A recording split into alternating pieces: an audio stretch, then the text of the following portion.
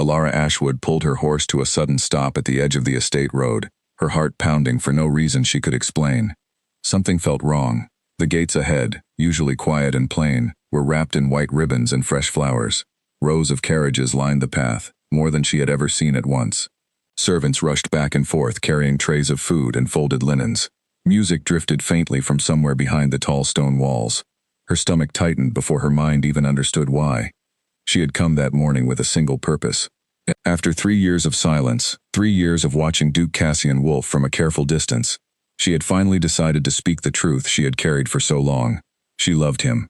She had loved him since the first time he laughed at something she said, and looked at her as if she mattered more than the crowd around them. She had rehearsed the words on the ride over, whispering them to the wind, imagining his face when he heard them. But the flowers were not for her arrival. The ribbons were not decoration for a simple visit. As she dismounted slowly, a young maid rushed past her, arms full of white petals, and Alara caught her sleeve.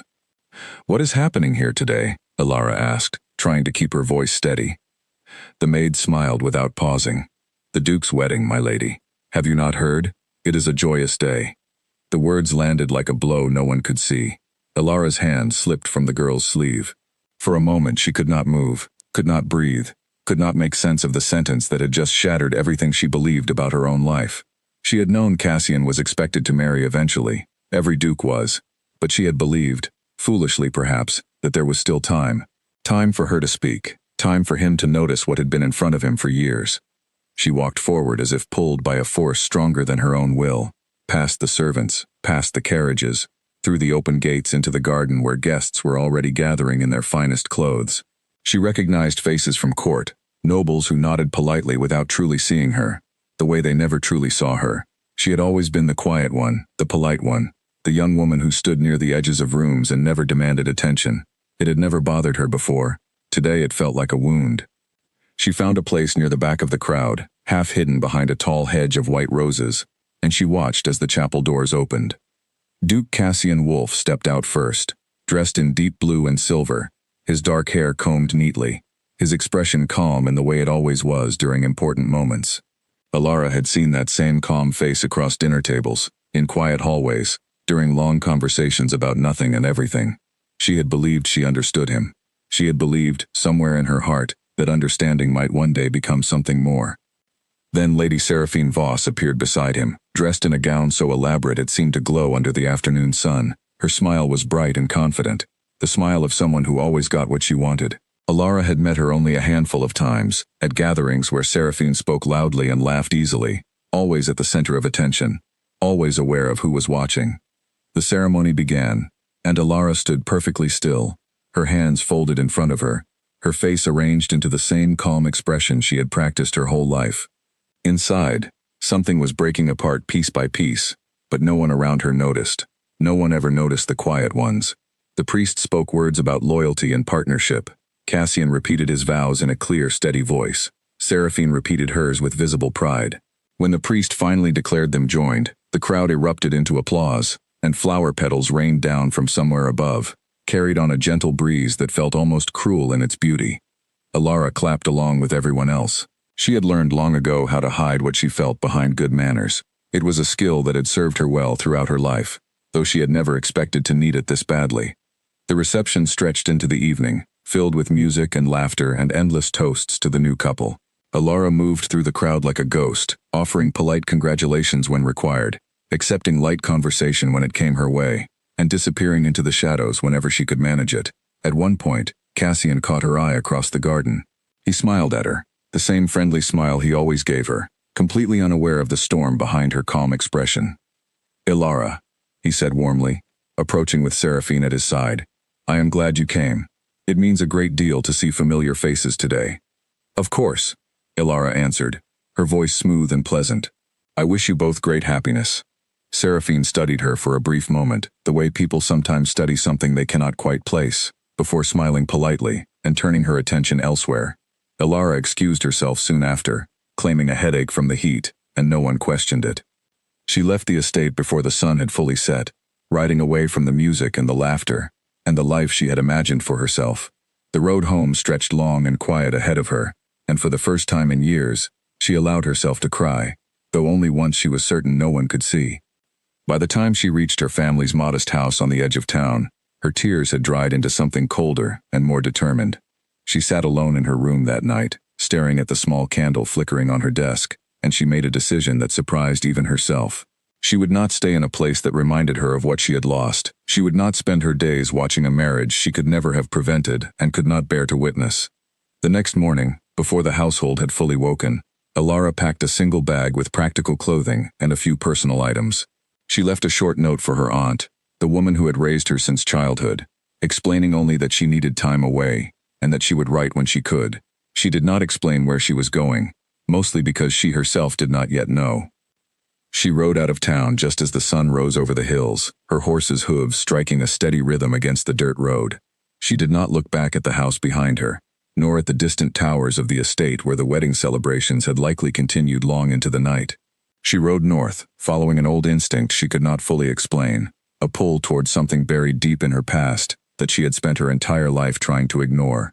What Alara did not know, as she rode away from heartbreak and toward an uncertain horizon, was that her life was about to change in ways far greater than a broken heart could ever explain. The wedding she had witnessed was only the beginning of a story that would eventually reach every corner of the kingdom, though not for the reasons anyone at that celebration could have imagined. Behind her, the kingdom continued its celebrations, unaware that the quiet young woman who had slipped away unnoticed carried within her a secret far larger than sorrow. Ahead of her lay a truth she had buried since childhood, one that would soon rise to the surface and change everything. Not only for her, but for the Duke who had just made a promise to someone else, and for the kingdom that would soon learn her real name. As the miles passed beneath her horse's steady pace, Alara felt something shift inside her chest, a quiet strength replacing the sharp pain of the day before. She did not yet know exactly where the road would lead her, but she knew, with a certainty she could not explain, that she was riding toward the truth of who she really was, and that nothing in her life would ever be the same again. The wind picked up as she crested the final hill before the northern forest, carrying with it the scent of pine and distant rain. Somewhere beyond those trees waited answers she had spent years avoiding, answers tied to a name she had not spoken aloud since she was a small child. She pressed forward without hesitation, leaving behind the girl who had cried over a wedding, and beginning the journey toward the woman she was always meant to become. A single letter, folded and sealed with a wax stamp she barely remembered, had arrived at her aunt's house 3 days before the wedding.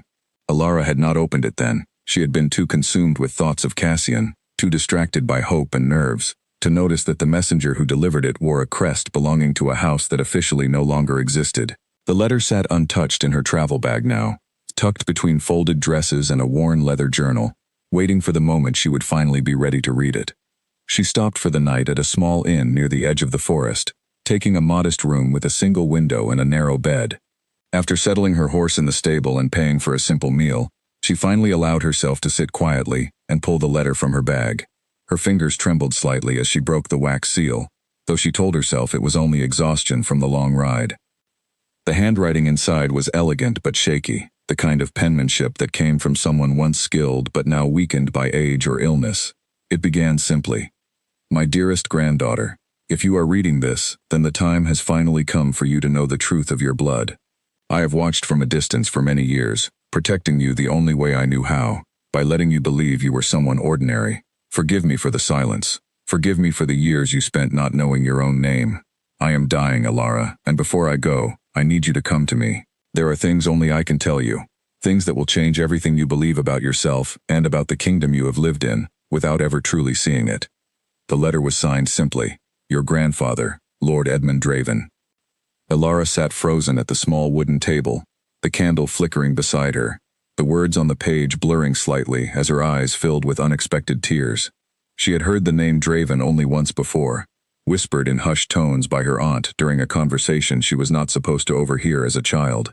It was a name tied to scandal, to war, to a family erased from royal records after events no one seemed willing to explain. She had always assumed it belonged to strangers, to a story from long ago that had nothing to do with her quiet, unremarkable life. Now, holding the letter in her trembling hands, she understood that everything she believed about herself had been carefully constructed, a comfortable lie built to protect her from a truth too dangerous to reveal. She barely slept that night, her mind racing through fragments of memory she had never fully examined. She remembered, as a very young child, being taught things that seemed unusual for an ordinary noble's daughter. She remembered long lessons about history and law, about the proper conduct of court, about the delicate balance of power between noble houses and the crown. She had always assumed these lessons were simply her aunt's way of preparing her for society. Now she wondered if they had been something else entirely, careful preparation for a role she had not known she was destined to play. By morning, she had made her decision. She would travel to find her grandfather, wherever he was, and she would finally learn the truth that had been hidden from her for as long as she could remember. The letter included rough directions to a remote estate tucked deep within the northern hills, far from any major town or royal road. It took Alara nearly 4 more days of steady travel to reach it, riding through increasingly wild and unfamiliar countryside, staying at small inns along the way, and speaking to almost no one. The isolation gave her time to think, to prepare herself for whatever waited at the end of the journey, though nothing could have truly prepared her for what she found. The estate, when she finally arrived, looked nothing like the grand ducal properties she had grown used to seeing. It was smaller, older, partially hidden by overgrown gardens and crumbling stone walls that spoke of better days long past. A single guard stood at the entrance, his uniform faded but his posture sharp and disciplined. He studied her for a long moment before his eyes fell to the signet ring she had found tucked inside the letter, which she now wore on a chain around her neck. "You are expected, my lady," he said simply, stepping aside to let her pass. Inside, the estate felt quiet in a way that seemed almost sacred, as if the walls themselves were holding their breath. A woman in simple gray clothing led Alara through dim hallways lined with old portraits, faces of ancestors she had never known existed, their eyes seeming to follow her as she passed. Finally, they reached a small bedroom at the end of the corridor, where an elderly man lay propped against a mountain of pillows, his face pale and thin, his eyes still sharp despite his obvious frailty. "Alara," he whispered, his voice cracking with emotion as she stepped into the room. "You came." She approached slowly, unsure of how to greet a grandfather she had never known she had. "You wrote that I needed to know the truth," she said softly, taking the seat beside his bed. "I am ready to hear it, whatever it is." Lord Edmund Draven studied her face for a long moment, tears gathering in his tired eyes. "You look so much like your mother," he said quietly. She had the same strength in her eyes, even when she was afraid. Over the following hours, as the candle beside his bed burned low, Edmund told Alara the story she had been protected from her entire life. 20 years earlier, House Draven had held significant power and respect within the kingdom, second only to the royal family itself in influence over matters of law and border defense. But a conflict had erupted, one born from jealousy and political maneuvering among rival noble families who saw the Dravens as an obstacle to their own ambitions. A war broke out, brief but brutal, fought largely through political betrayal rather than open battle. Edmund's own brother, blinded by promises of greater power from outside influences, had turned against the family, feeding false information to the crown that painted House Draven as traitors plotting against the throne. The accusations were never fully proven, but in the chaos and fear of that time, proof had not mattered as much as suspicion. The king at the time, pressured by advisors with their own hidden motives, had stripped House Draven of its titles and lands, exiling what remained of the family and erasing their name from official records to prevent any future claims to power. Edmula's brother, the true traitor, had conveniently died during the upheaval, leaving no one to correct the record or defend the family's true innocence. Edmund had managed to escape with his infant granddaughter, Alara's mother having died shortly after childbirth from complications no healer could explain, though Edmund had always suspected something more sinister at play. He raised Alara's mother in hiding, watching her grow into a woman who eventually fell in love with a kind but ordinary nobleman, giving birth to Alara before tragedy struck once again, an illness sweeping through their small hidden community and claiming both parents within the same terrible winter.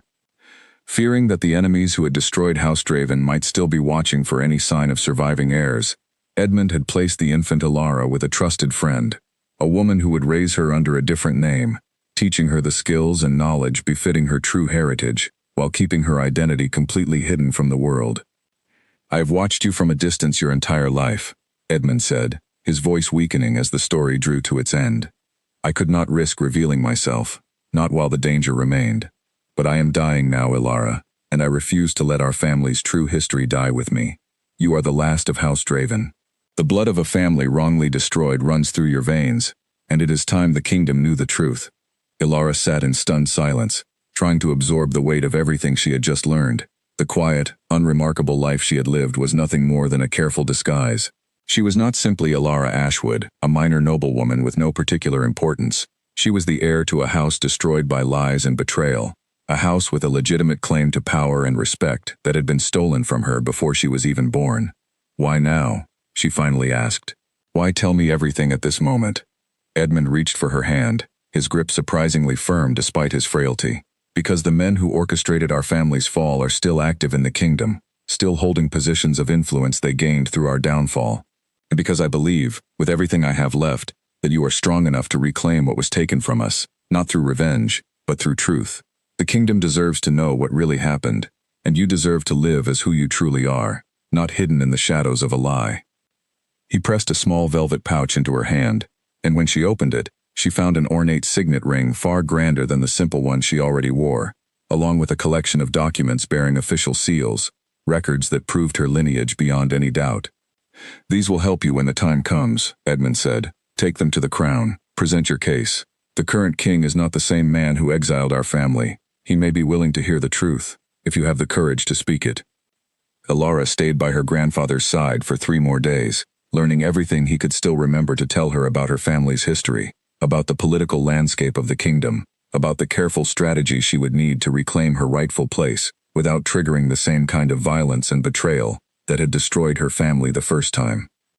On the 4th morning, Lord Edmund Draven passed away peacefully in his sleep, having finally shared the truth he had carried alone for so many years.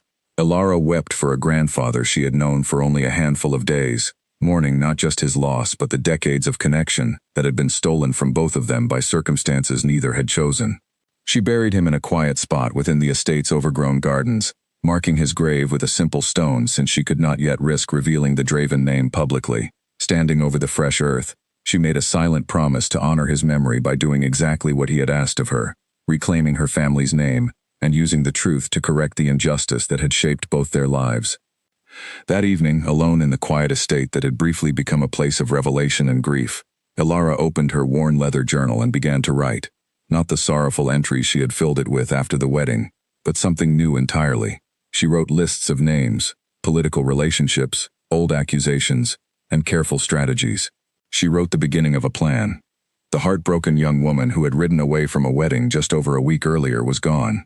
In her place stood someone determined and clear-eyed, someone who understood that her personal pain was now intertwined with a much larger injustice that demanded to be corrected.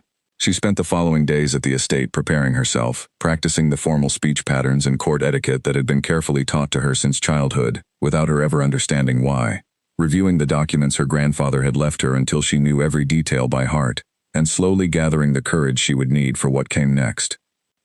When she finally left the northern estate and began the long ride back toward the capital, she was no longer Alara Ashwood, the quiet young woman who faded into the background of every room.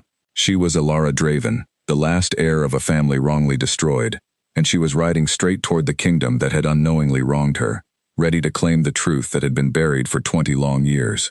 Before she reached the capital, Alara stopped at the estate of an old friend of her grandfather's, a retired judge named Ambrose Farrow who had once served the crown with great distinction before retiring quietly to the countryside.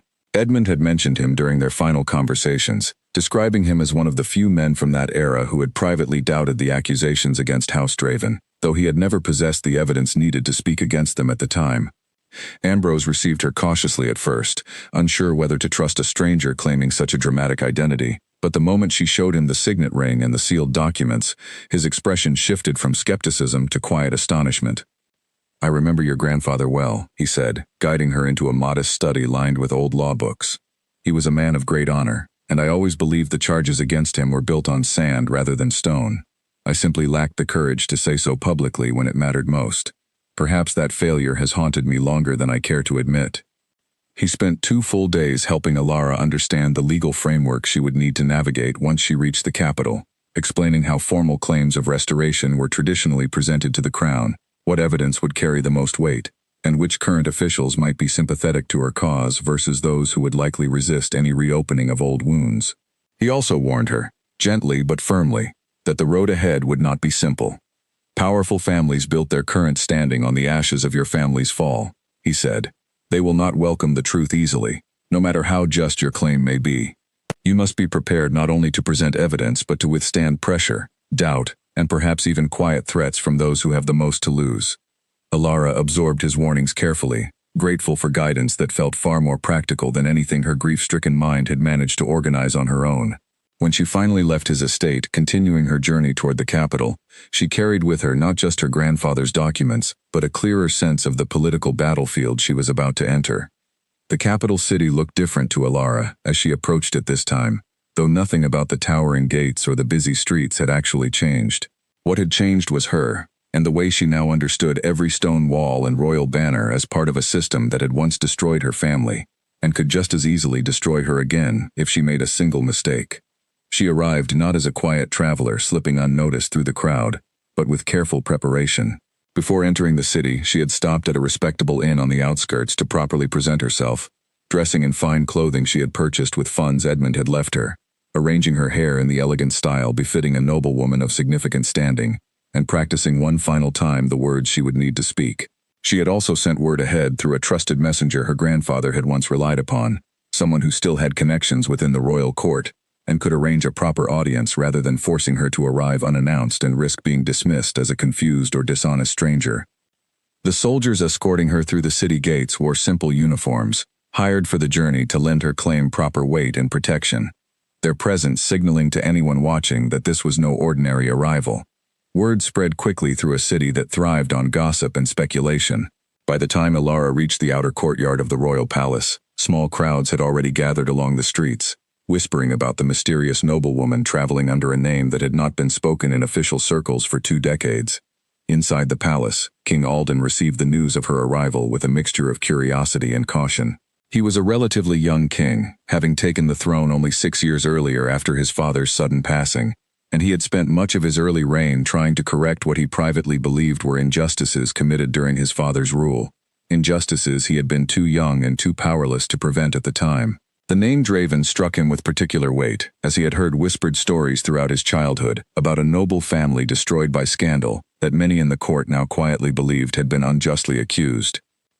He agreed to grant Alara a formal audience, though he insisted on additional guards present as a precaution, uncertain whether this claim was genuine or simply an elaborate attempt at deception by someone seeking to exploit old grievances for personal gain. Alara entered the throne room 3 days after her arrival in the capital, dressed in deep green fabric that complemented her dark hair, her posture perfectly composed despite the nervous energy coursing through her body. The room fell into a hush as she walked forward, her footsteps echoing against the polished stone floor, dozens of noble eyes following her every movement. She had expected the attention. She had not fully prepared herself for the moment she would see Duke Cassian Wolf standing among the assembled nobles near the front of the room, his expression shifting from mild curiosity to visible shock as she drew closer and he recognized her face. "Alara," he whispered, though the word carried further than he probably intended in the silent room. She did not look at him, keeping her focus fixed on the throne ahead, though she felt every eye in the room shift between her and the Duke, sensing an unspoken history that added another layer of intrigue to an already fascinating scene. King Alden studied her carefully as she approached and offered a formal, precise curtsy. "You claim to be the heir of House Draven," he said, his voice measured and careful. "That is a significant claim, one that carries serious implications for this court. I trust you understand the weight of what you are asking me to consider." "I do, Your Majesty," Alara replied, her voice steady despite the pounding of her heart. "I do not come lightly, nor without proof. I come because the truth of what happened to my family 20 years ago has remained buried for far too long, and because I believe justice, even delayed, still matters." She presented the documents her grandfather had given her, watching as the king's most trusted advisors examined each seal and signature with careful scrutiny. The process took nearly an hour, whispered conversations passing between officials as they compared the documents against old royal records still held in the palace archives. Throughout the examination, Alara stood perfectly still, refusing to let her nervousness show, drawing on every lesson in composure she had ever been taught. Finally, the chief archivist approached the throne and spoke quietly to the king, confirming that the documents appeared authentic, matching records that had been sealed away and largely forgotten since House Draven's fall from grace. A murmur spread through the gathered nobles, disbelief and fascination mixing in equal measure. King Alden studied Alara for a long moment before speaking again. "If these documents are genuine, then you carry a legitimate claim to a title and lands that were taken from your family through means my father's advisors always insisted were justified. I was young when these events occurred, but I have long harbored doubts about the true circumstances of House Draven's fall. I am prepared to investigate this matter fully and properly, but I must ask you to remain in the capital while this process unfolds. I understand, Your Majesty, Alara answered. I have no intention of hiding any longer. The king granted her temporary lodging within the palace itself, a decision that shocked many among the nobility, as it suggested he was taking her claim far more seriously than a simple formality. Guards were assigned to her chambers, partly for protection, and partly, Alara suspected, to ensure she did not disappear before the investigation could be completed. News of her arrival spread through the capital like wildfire over the following days. Every noble house buzzed with speculation about what her claim might mean for the current balance of power, particularly for the families who had risen to prominence in the years since House Draven's fall, families who now had reason to worry about what a full investigation into the past might reveal about their own roles in the tragedy.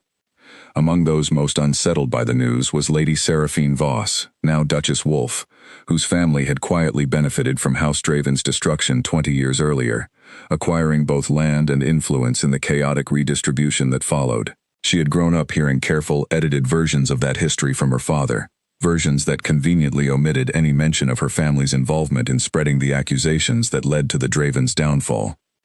Seraphine confronted her husband about the situation on the evening after Alara's audience with the king, finding him unusually distracted and quiet during their dinner together.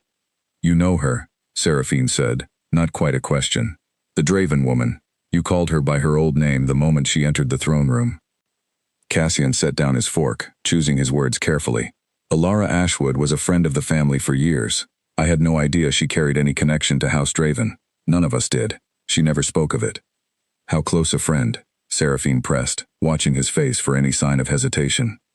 Close enough that her absence from court these past months was noticed and questioned, Cassian admitted, though he offered no further detail, uncertain himself how to explain feelings he had never fully examined until this very moment, feelings that had suddenly resurfaced with unexpected intensity now that Alara stood transformed before the entire court. Seraphine said nothing further that evening, but her mind raced with calculations about what this revelation might mean for her family's standing, and for her own marriage, which had always felt more like a strategic alliance than a genuine partnership built on affection. Over the following weeks, as royal investigators worked through old records and interviewed surviving witnesses from the events of 20 years earlier, Alara settled into an uneasy rhythm within the palace. She attended court functions when required, always composed, always careful with her words, slowly earning the respect of nobles who had initially viewed her with suspicion or curiosity, but now found themselves genuinely impressed by her intelligence and grace. King Alden began consulting her directly on certain matters, finding her insights into old political disputes surprisingly sharp for someone who had spent her life in hiding. Her careful education, once mysterious and seemingly purposeless, now revealed itself as exactly the preparation her grandfather had intended, equipping her perfectly for the role she was gradually stepping into. Cassian found himself drawn into her orbit more often than he expected, whether through official court functions or brief encounters in the palace hallways. Their conversations remained polite and formal, both of them carefully avoiding any mention of the wedding or the feelings that had once existed between them, though the tension of unspoken history hung heavy in every exchange. You never told me, he said quietly during one such encounter, catching her alone in a quiet garden courtyard where she often walked in the early evenings to clear her mind. About any of this. We spent years together, and I never knew. I could not tell you, Alara replied honestly, keeping her voice measured despite the ache that still lingered whenever she looked at him. I did not fully know myself until very recently, and even if I had known, revealing it would have put both of us at risk. I am sorry, he said suddenly, the words seeming to surprise even him as they left his mouth. For everything you must have gone through, and for not seeing what was right in front of me. Alara studied his face for a long moment, searching for the right response to an apology that came far too late to change anything meaningful between them. You have nothing to apologize for, Your Grace, she finally said, deliberately using his formal title to re-establish the distance she knew they both needed. You made the choice available to you at the time. I have made my peace with it. Though she said the words with convincing calm, the truth was more complicated. Seeing him again, speaking with him regularly brought back feelings she had hoped to leave behind on the night of his wedding. But she also recognized, with growing clarity, that the path ahead of her required focus and strength, not distraction by feelings that could no longer lead anywhere good. As the investigation into House Draven's fall progressed, uncomfortable details began to surface, details that pointed increasingly toward deliberate manipulation by rival noble families 2 decades earlier, manipulation that had conveniently benefited several houses still prominent in the current court. Among the names appearing with troubling frequency in old correspondence and testimony was House Voss, Seraphine's family, whose rapid rise in influence following the Draven collapse now appeared far less coincidental than anyone had previously assumed. Alara learned of these discoveries through careful, private briefings from the king's investigators, and she understood immediately the delicate situation unfolding around her. The truth she had come to reclaim was about to expose not just an old injustice, but a very present and powerful family, one now bound by marriage to the very man whose heart she had once hoped to win. She had not sought this confrontation. She had come to the capital seeking only acknowledgement of her family's true history and the restoration of a name unjustly erased. But as the pieces continued falling into place, she realized the truth would inevitably ripple outward, touching lives far beyond her own, including those of Cassian and the woman who now shared his title and his home. Standing alone in her palace chambers one evening, reviewing the latest reports from the investigators, Alara understood that the quiet, careful life she had once lived was permanently behind her. The kingdom was beginning to learn who she really was, and there would be no returning to the shadows now, regardless of what painful truths that recognition might eventually bring to the surface. The formal investigation reached its conclusion nearly 2 months after Alara's arrival in the capital, and the findings sent shockwaves through every level of noble society. Royal investigators, working carefully through old letters, court records, and testimony from aging witnesses who had kept silent for 20 years out of fear or loyalty, confirmed what Alara had suspected since her grandfather first told her the truth.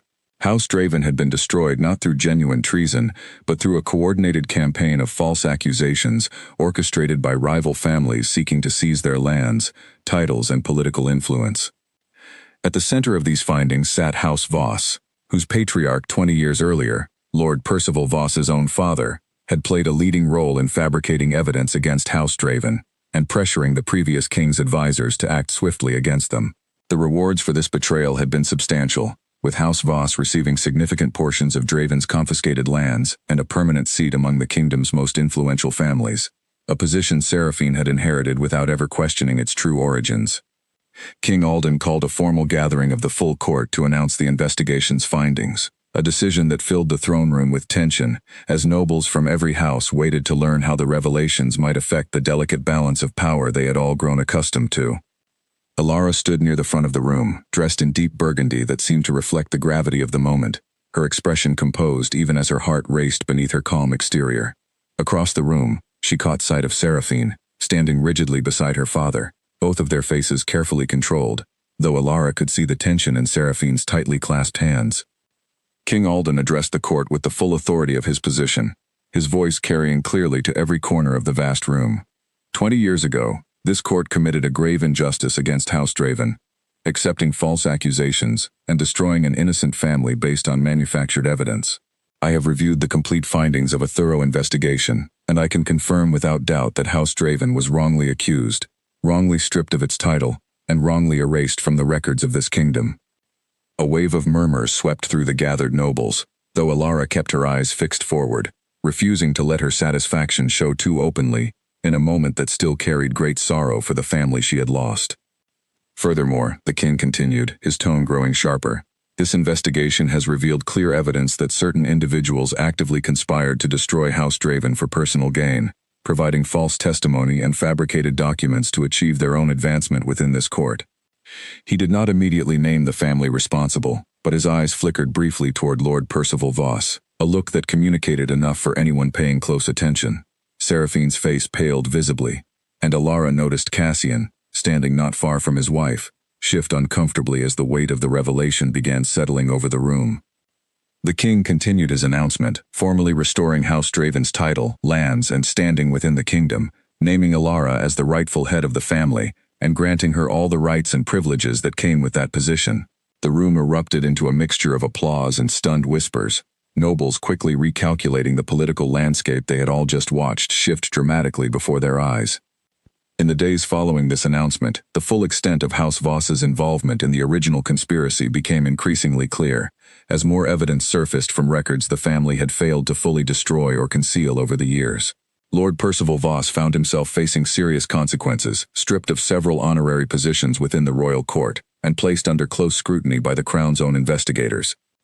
Seraphine, though not personally involved in events that had occurred before her birth, found her own standing within the court dramatically weakened, as whispers of her family's corruption spread through every social gathering and private conversation. Nobles who had once sought her favor now regarded her with cautious distance, uncertain how closely to associate themselves with a family suddenly under such intense scrutiny. The tension within her marriage to Cassian, already strained by the reappearance of Alara, and the feelings her return had clearly stirred, grew increasingly difficult to ignore. Cassian found himself caught between his loyalty to his wife and a growing awareness that his marriage had been built on considerably less solid ground than he had once believed.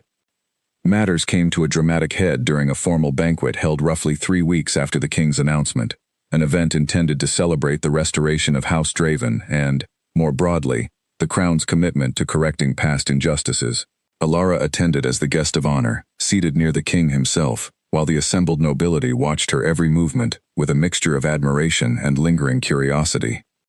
Seraphine, perhaps driven by desperation to reclaim some measure of the social standing slipping away from her, or perhaps simply unable to contain the resentment building within her, approached Alara during a quiet moment in the evening, when several nearby guests could easily overhear their conversation. "You must be very pleased with yourself," Seraphine said, her voice carrying a sharp edge beneath its polite surface. "Returning from obscurity to claim everything you believe you deserve, stirring up old scandals for your own benefit."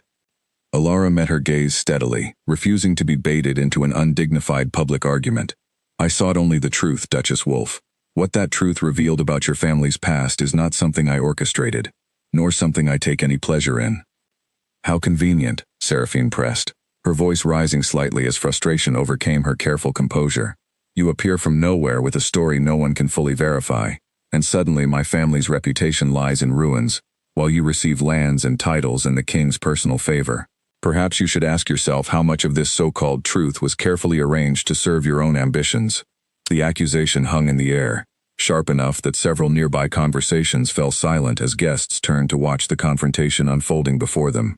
Alara felt a flash of genuine anger, though she kept her voice level and calm when she responded. "I did not ask for any of this," she said quietly but firmly. "I did not choose to have my family destroyed before I was even born. I did not choose to grow up hidden under a false name, unaware of my own history. I came forward because a dying man asked me to honor the truth he had protected for 20 years, not because I sought titles or favor. If you wish to question the evidence, you are welcome to review it yourself. The king's investigators have made their full findings available to anyone who cares to examine them honestly." Seraphine opened her mouth to respond, but before she could speak, Lord Percival Voss appeared at her side, his expression tight with barely controlled panic, clearly having overheard enough of the exchange to recognize the danger of his daughter continuing this confrontation in such a public setting. "Seraphine," he said sharply, his hand closing firmly around her arm, "this is neither the time nor the place." But the damage had already been done. Several nobles standing nearby had witnessed the entire exchange, and whispers spread quickly through the banquet hall, painting Seraphine's outburst as exactly the kind of desperate, guilty reaction that only confirmed suspicions about her family's continued unease over their past crimes. Rather than damaging Alara's credibility, the confrontation had the opposite effect, further solidifying court opinion in her favor while casting House Voss in an even more unflattering light. Cassian, who had witnessed the entire scene from a short distance away, approached his wife afterward with visible frustration, the first real crack appearing in the careful public composure their marriage had maintained since the wedding. "What were you thinking?" he asked quietly once they had found a private corner away from curious ears. "You have only made things worse for both of us." "I was thinking that everyone in this court seems ready to forget that I have done nothing wrong," Seraphine snapped back, her frustration finally breaking through the polished surface she usually maintained so carefully. "My father's actions happened before I was born, yet I am the one facing the consequences, watching my own husband grow more distant with every passing day, while he cannot take his eyes off the woman he clearly still loves." The accusation struck Cassian silent, the truth in her words landing with uncomfortable weight. He had told himself repeatedly over the past weeks that his growing preoccupation with Alara's return stemmed only from guilt over past friendship and genuine sympathy for the injustice she had suffered. But standing before his wife's pointed accusation, he could no longer fully convince himself that his feelings were quite so simple. "I have honored our marriage," he said carefully, though even he could hear the hollow quality in his own reassurance. "Nothing improper has occurred between us." "Perhaps not," Seraphine replied, her voice quieter now but no less sharp. But I see how you look at her, Cassian. I have seen it since the moment she walked back into this court. You may not have acted on those feelings, but they exist, and I am tired of pretending I do not notice. Their conversation ended without resolution, both of them retreating into uncomfortable silence for the remainder of the evening. The banquet continued around them, but the fractures within their marriage, already weakened by revelations about her family's past, now stood exposed in ways that would be difficult to repair. Over the following days, the full political fallout from the banquet confrontation continued spreading through the capital. Lord Percival Voss found himself formally questioned by royal officials regarding his own knowledge of his father's actions and any potential involvement in concealing evidence over the years. Though he insisted, likely truthfully, that he had known nothing of the original conspiracy until the recent investigation, his family's standing within the court continued its steady decline, with several former allies quietly distancing themselves to avoid association with the growing scandal. Elara, meanwhile, found herself increasingly occupied with the practical responsibilities that came with her restored title, meeting with royal officials to reclaim ancestral lands that had been redistributed over the years, working alongside the king's advisors to understand the current state of territories she was now responsible for governing, and slowly building relationships with nobles eager to align themselves with a house clearly rising in favor and influence. Despite the demands on her time and attention, she could not fully ignore the growing tension surrounding Cassian's marriage, tension that seemed to intensify with each passing week, as whispers throughout the court speculated openly about the state of the Wolf household. She found herself deliberately avoiding situations that might place her in close proximity to him, uncertain of her own feelings and unwilling to contribute further to a situation already complicated enough without her involvement. But avoiding him entirely proved difficult within the confines of court life, and inevitable encounters continued to occur, brief and formal, yet charged with an unspoken tension neither of them fully addressed. During one such encounter in the palace library, where Elara had taken to spending quiet evenings reviewing documents related to her family's restored lands, Cassian appeared unexpectedly, clearly having sought her out rather than arriving by simple coincidence. "I did not mean to intrude," he said, though he made no immediate move to leave. "You are not intruding," Elara replied, setting aside the document she had been reading.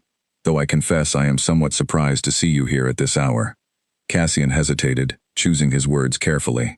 "I find myself thinking of you often, Elara, more than I probably should given the circumstances. I owe you an honesty I have not yet offered.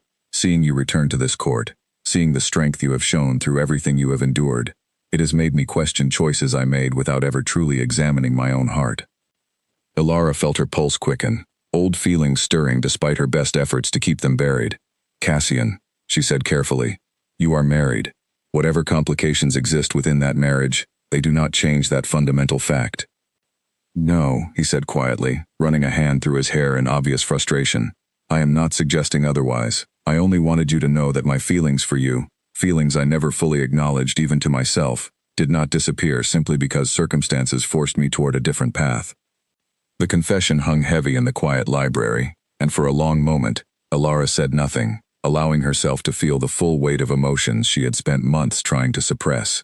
But then, drawing on the same strength that had carried her through her grandfather's death, through her return to a court that had once overlooked her, through the difficult process of reclaiming her family's honor, she found the clarity to respond. "I appreciate your honesty," she said finally, "but I cannot allow myself to be the cause of further difficulty in your marriage, regardless of what feelings may or may not exist between us. I have spent my entire life being defined by circumstances outside my control. I refuse to let that continue now that I finally have the power to choose my own path forward." Cassian studied her for a long moment, clearly recognizing the finality in her words, though the sadness in his expression suggested he had hoped for a different response. "I understand," he said quietly. "I only ask that you know the truth of my feelings, whatever you choose to do with that knowledge." He left the library shortly after, and Elara sat alone in the quiet room for a long while afterward, processing the complicated mixture of emotions his confession had stirred within her. Part of her, the part that had once cried alone in her room after his wedding, felt a fierce satisfaction at finally hearing him acknowledge feelings she had always suspected but never dared to hope existed. But a larger, wiser part of her recognized that satisfaction alone could not build a foundation for genuine happiness, not when it meant contributing to the further destruction of a marriage already struggling under the weight of scandal and mistrust. As the weeks continued passing, The political situation surrounding House Voss grew increasingly precarious, and the personal situation surrounding Cassian's marriage grew increasingly untenable, setting the stage for a final resolution that would determine not only the future of House Draven's restored standing within the kingdom, but also the personal futures of everyone whose lives had become entangled in the aftermath of truths too long buried, finally rising to the surface. The formal ceremony restoring House Draven's full title and honors took place on a bright morning, nearly 3 months after Alara's arrival in the capital, held in the grand courtyard of the royal palace before an assembly of nobles, officials, and curious citizens who had gathered to witness a moment of history few had ever expected to see.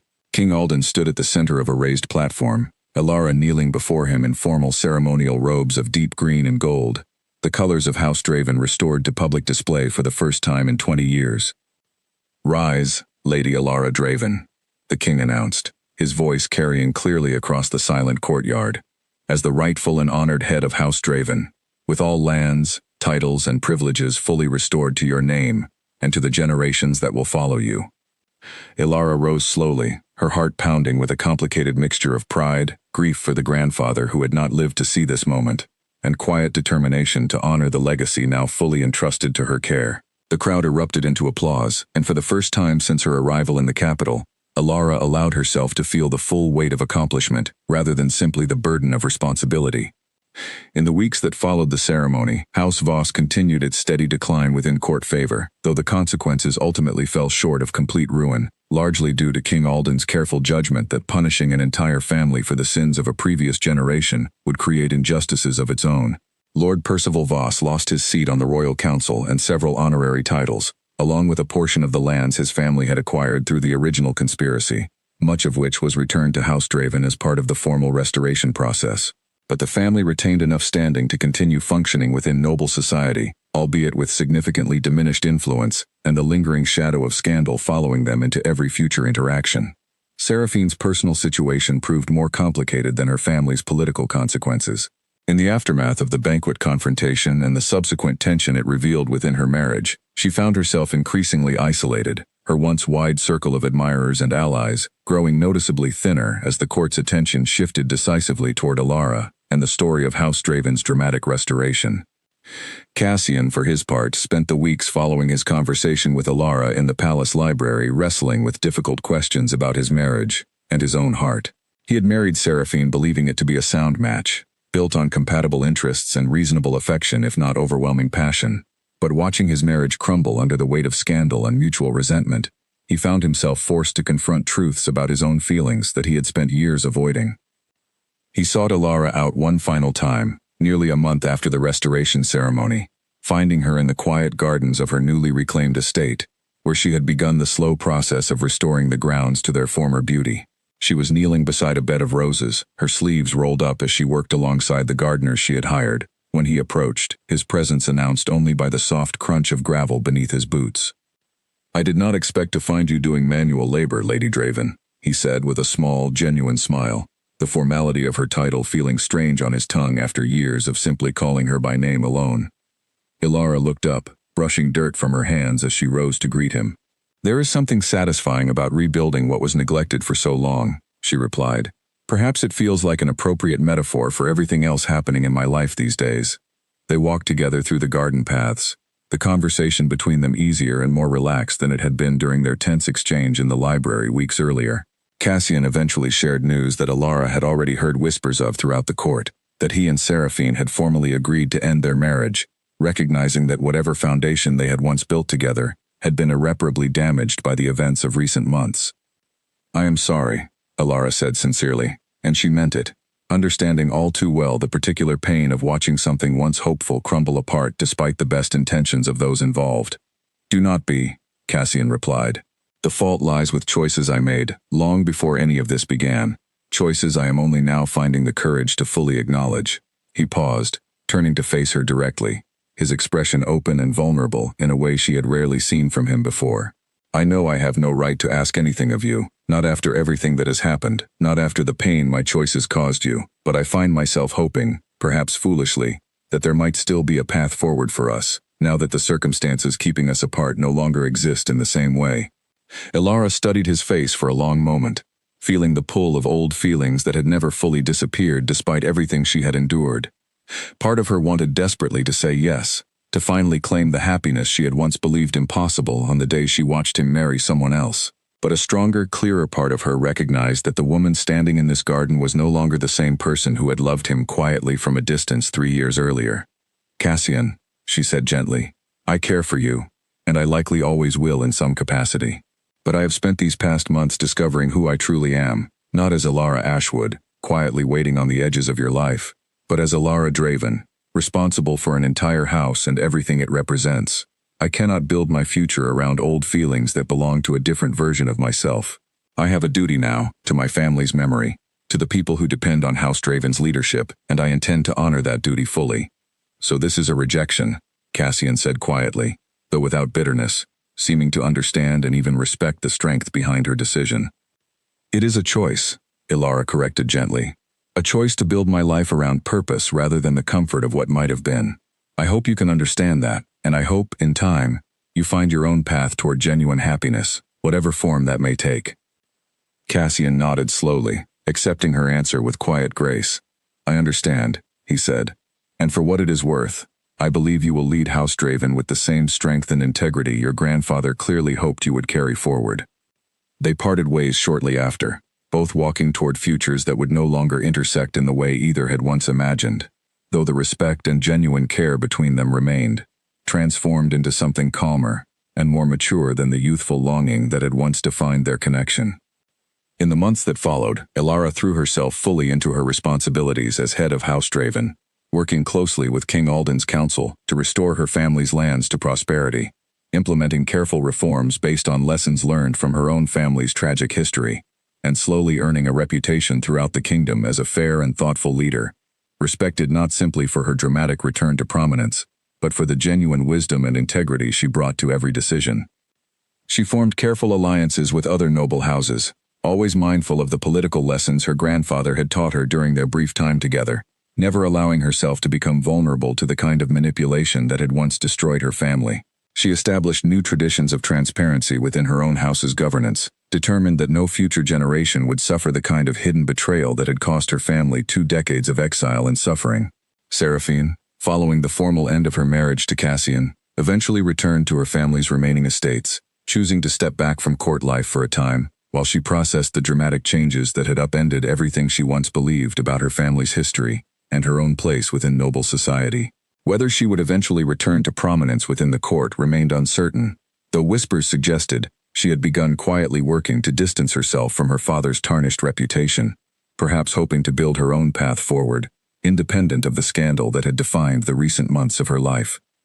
Cassian, for his part, continued serving as Duke, his estate and responsibilities remaining largely unaffected by the personal upheaval he had experienced, though those closest to him noticed a quiet change in his demeanor, a thoughtfulness and humility that had not been quite so present before the events of recent months forced him to examine his own choices and character more honestly than he ever had previously. King Alden, pleased with the successful resolution of a situation that could easily have spiraled into significant political instability, began increasingly relying on Alara's counsel regarding matters of law and justice, recognizing in her a rare combination of personal integrity and genuine political skill that made her an invaluable asset to his court. Their working relationship gradually deepened into a genuine friendship built on mutual respect, with Alara becoming one of the king's most trusted advisors within his first full year back in the capital. Nearly a year after her dramatic return to court, Alara stood once again in the palace throne room, though this time not as a hopeful petitioner seeking recognition, but as an established and respected member of the kingdom's highest nobility, called upon to advise the king on a delicate matter of border disputes between 2 lesser noble houses. She spoke with the same calm confidence that had first impressed the court during her initial audience, though now that confidence was built on months of genuine accomplishment, rather than simply the weight of a dramatic personal history. As she left the throne room that afternoon, walking through the same halls where she had once felt like a nervous outsider seeking to reclaim a stolen legacy, she reflected on the remarkable journey that had brought her to this moment. The heartbroken young woman who had watched Cassian's wedding from the shadows, believing her life had reached its lowest possible point, could never have imagined the strength and purpose that awaited her on the other side of that pain. She had lost the quiet, hidden life she once knew, and the love she had once hoped for had ultimately led her toward a different, more meaningful path entirely. In its place, she had found something far more valuable than the simple happiness she had once dreamed of, as a young woman standing at the edge of a wedding celebration that was never meant to be hers. She had found her true identity, her family's honor restored, and a genuine purpose that extended far beyond herself, touching the lives of everyone within the lands and people now entrusted to her care. The kingdom that had once overlooked her, that had dismissed her as simply another quiet noblewoman without particular significance, now knew exactly who she was. Not merely the woman the Duke had once failed to choose, but Elara Draven, a leader whose strength, integrity, and quiet resilience had transformed personal tragedy into a legacy that would be remembered for generations to come, proving that sometimes the greatest triumphs emerge, not despite our deepest heartbreaks, but directly because of the strength we discover while surviving them. 2 years passed before the final chapter of Elara's story fully revealed itself, and it began not with heartbreak or hidden letters, but with a quiet morning at Draven Hall, the restored ancestral estate now flourishing under her careful stewardship.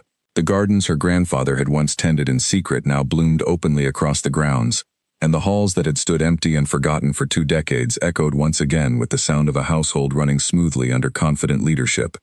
Elara had grown into her role with a steadiness that surprised even those who had believed in her from the beginning. She oversaw harvests, settled disputes among her tenants with fairness that earned their genuine loyalty, and continued serving as one of King Alden's most trusted advisors.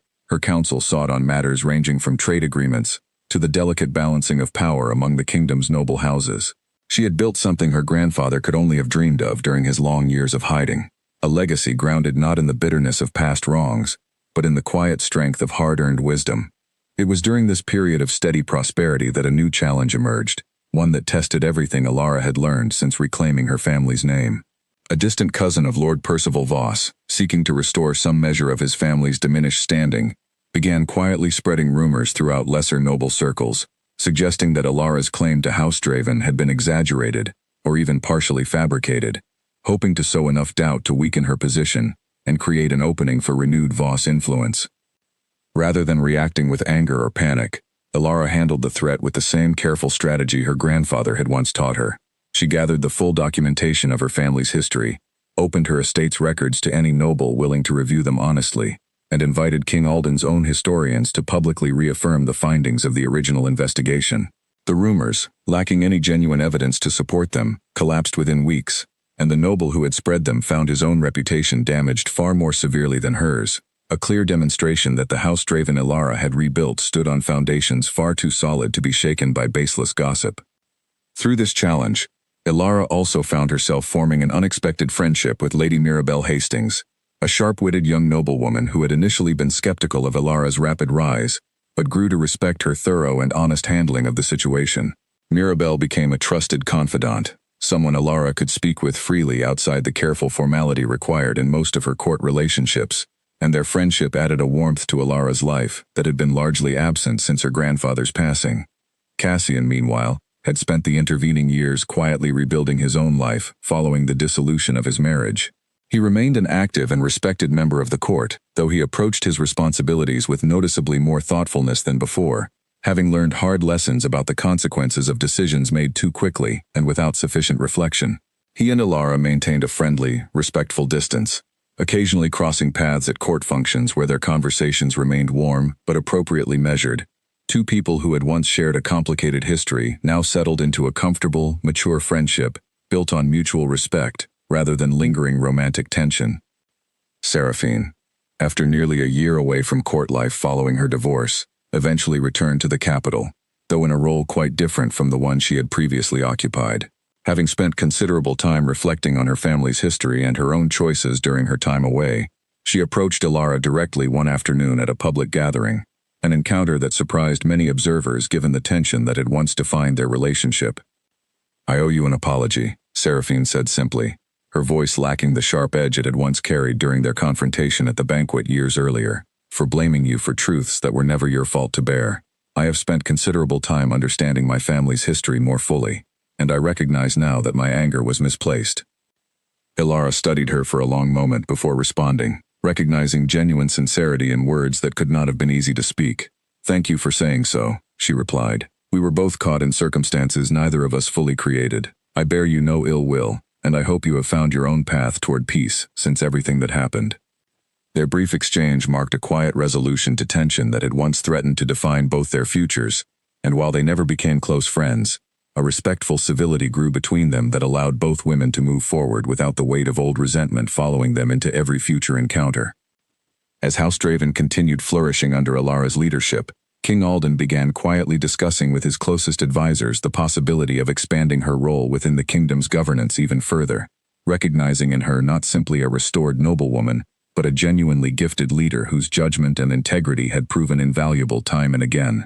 Though Alara remained humble about such discussions, focusing primarily on the daily responsibilities of her estate and her people, she could not deny the quiet pride she felt knowing that the truth her grandfather had fought so hard to preserve had ultimately led not just to personal restoration, but to a meaningful and lasting contribution to the kingdom's future. On a warm evening nearly 3 years after she had first ridden away from Cassian's wedding, Alara stood once again in the gardens of Draven Hall, now fully restored to the beauty her grandfather had once described from memory during his final days. She thought often of him during quiet moments like this, grateful beyond words for the courage he had shown in preserving their family's truth despite decades of danger and uncertainty. She thought, too, of the heartbroken young woman who had once believed her life had ended the moment she watched Cassian marry someone else, understanding now with the clarity that only time and hard-won wisdom could provide, that what had felt like the worst moment of her life had actually been the beginning of discovering who she was truly meant to become. The pain of that day had not disappeared entirely. Some wounds simply become part of the story we carry forward, but it had transformed into something else entirely, a foundation of strength rather than a source of lasting sorrow. A few months after her reconciliation with Seraphine, Alara received an unexpected visit from Ambrose Farrow, the retired judge who had once guided her through the earliest days of her journey toward the capital. Age had slowed his steps considerably, but his eyes remained as sharp as ever as he was led into the great hall of Draven Hall, now restored to a grandeur he had only heard described in old stories from his youth. "I wish to see it with my own eyes before I grow too old to travel," he told her, settling into a chair near the fireplace while a servant brought warm tea. "Your grandfather would weep with pride if he could see what you have built here. I mean that with complete sincerity." Alara sat with him for hours that evening, sharing stories of everything that had happened since their brief meeting years earlier, from her tense arrival at court to the quiet satisfaction of watching her family's land slowly return to prosperity under careful management. Ambrose listened with the attentiveness of a man who had spent his entire life valuing truth above comfort, occasionally offering quiet observations that reminded her why her grandfather had trusted him so completely. "You have done what I lacked the courage to do so many years ago," he told her, before he departed the following morning. "You spoke the truth even when silence would have been easier, and you built something lasting from the wreckage others left behind. That is a rarer accomplishment than most people in this kingdom will ever understand." His visit left Alara with a renewed sense of purpose, a reminder that her work extended beyond simply restoring her own family's name. She began quietly using her growing influence within the court to advocate for a formal review process, one that would allow other families who believed they had suffered similar injustices during past reigns to bring their own evidence forward without fear of dismissal or retaliation. King Alden, impressed by the wisdom behind the proposal, agreed to establish a small council dedicated to reviewing such claims, appointing Alara as one of its founding members. The work proved slow and often difficult, requiring the same careful patience she had learned during her own long journey toward justice. Some claims brought before the council turned out to be genuine, families quietly restored to positions unjustly taken from them decades earlier. Others proved unfounded, requiring delicate handling to avoid causing unnecessary embarrassment or division within the court.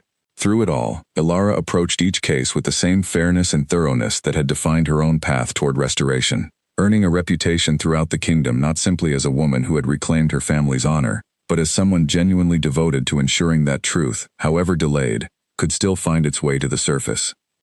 It was during this period that she met Lord Julian Ferris, a quiet, thoughtful nobleman from the Eastern Territories, who had come before the council, seeking recognition for his own family's long-forgotten contributions to the kingdom's early defense against foreign invasion. Contributions that had been conveniently erased from official records by a rival house centuries earlier. Unlike the dramatic scandal surrounding House Draven, Julian's case required painstaking research through ancient archives, and he found himself spending considerable time at the capital working alongside Alara and her fellow council members to piece together the fragmented evidence. Their working relationship gradually deepened into genuine friendship, built not on old romantic longing or dramatic circumstance, but on shared values and mutual respect for careful, honest work. Julian possessed none of the polished charm that had once drawn Elara toward Cassian, but he carried instead a steady, patient kindness that she found herself increasingly drawn toward as the months passed. Neither rushed toward anything more than friendship, both content to let whatever might grow between them develop naturally, without the pressure of expectation that had once complicated her feelings for Cassian so many years earlier. Word continued spreading throughout the kingdom of House Draven's remarkable restoration, told and retold in noble halls and quiet taverns alike, a story that had captured the imagination of an entire generation. It was told not simply as a tale of scandal and hidden identity, though those elements certainly gave it dramatic flavor, but as something more enduring, a story of resilience in the face of injustice, of quiet strength discovered through unimaginable hardship, and of a woman who ultimately built her own legacy not through revenge or bitterness, but through unwavering commitment to truth and genuine service to those entrusted to her care. Elara Draven had once been dismissed as simply the quiet young woman standing at the edges of a wedding celebration that broke her heart. The kingdom now knew her as something far greater, a leader whose name would be remembered not for the pain of that single moment, but for everything she had built in the years that followed. Proof that even the deepest heartbreak could become the beginning of an extraordinary story, one written entirely by her own hand, on her own terms, exactly as she had always been destined to become.